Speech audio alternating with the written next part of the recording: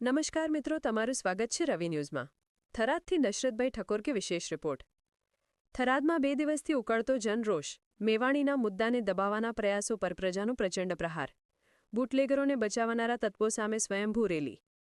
થરાદ શહેરમાં દારૂ, અફીણ, ડ્રગ્સ અને જુગારના વધતા કાંકડા સામે જનતાનો ગુસ્સો છેલ્લા 2 દિવસથી ઉકળતો જોવા મળી રહ્યો છે।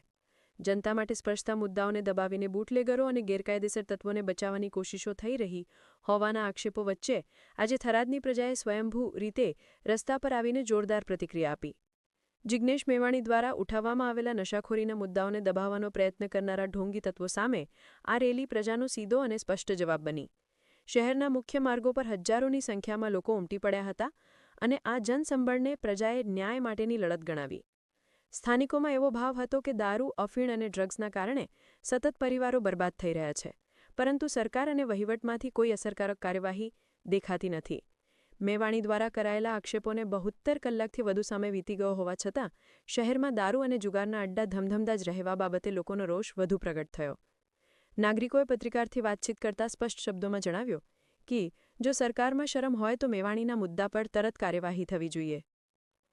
લોકોનો અવાજ દબાવીને બુટલેગરોને બચાવનારા તત્વો સામે હવે થરાદની પ્રજા એક જ અવાજે ઊભી થઈ ગઈ છે। રેલીમાં યુવાઓથી લઈને વડીલો સુધીનો ઉત્સાહ જોવા મળ્યો હતો। દારૂ બંધ કરો, ડ્રગ્સનો નાશ, માફિયા રાજ ખતમ કરો જેવા નારા સાથે શહેરનો માહોલ ગુંજી ઉઠ્યો હતો। આજની રેલીએ સાબિત કરે છે કે થરાદની પ્રજા હવે નશાખોરીના જાળાને તોડી પાડવા માટે જિગ્નેશ મેવાણી સાથે ખભે ખભો મિલાવીને ઊભી છે।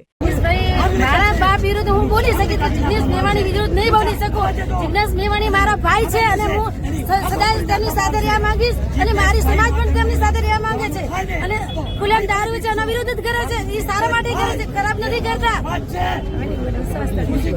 આજે 26 નવેમ્બર બંધારણ દિવસ છે, પણ આના 2-4 દિવસ પહેલા જિગ્નેશ મેવાણીએ જે ડ્રગ્સ અને દારૂ જેના રવાડે યુવા ધન ચડેલું છે એના વિરુદ્ધમાં જે બહેનોના સમર્થનમાં આવી અને એક સ્પષ્ટ બંધારણીય જોગવાઈ મુજબ જે અવાજ ઉઠાયો એને અવાજને દબાવવા માટે કરી અને વર્તમાન સરકારે મળતિયાઓની સાથે રાખીને, બુટલેગરોની સાથે રાખીને આ એક સ્ટન્ટ ઊભું કરી અને જિગ્નેશભાઈનો જે અવાજ દબાવવા માંગે છે એ અવાજ ક્યારેય દબાશે નહીં।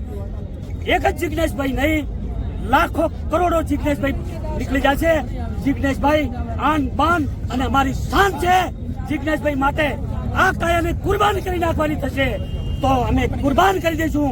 આજના દિવસે અહીંયા મરી નીકળી જશું। બાકી જિગ્નેશભાઈ સામે કોઈ પણ ઊંચી આંખ ઉઠાવીને જોશે એ નહીં ચાલે। કેમ જિગ્નેશભાઈ એક બંધારણીય રીતે ચાલુ અને બંધારણની જોગવાઈ મુજબ બોલી રહ્યા છે, કોઈ એલફેલ રીતે નથી બોલી રહ્યા।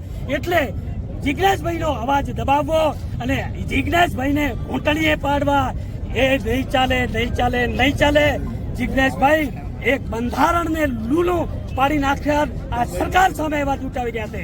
બેન દીકરીઓના જે દીકરા, ભાઈ, બહેન, પિતા આ વિધવા ન થાય, આ ખોટા રવાડે ન ચડે એના માટેનો અવાજ છે।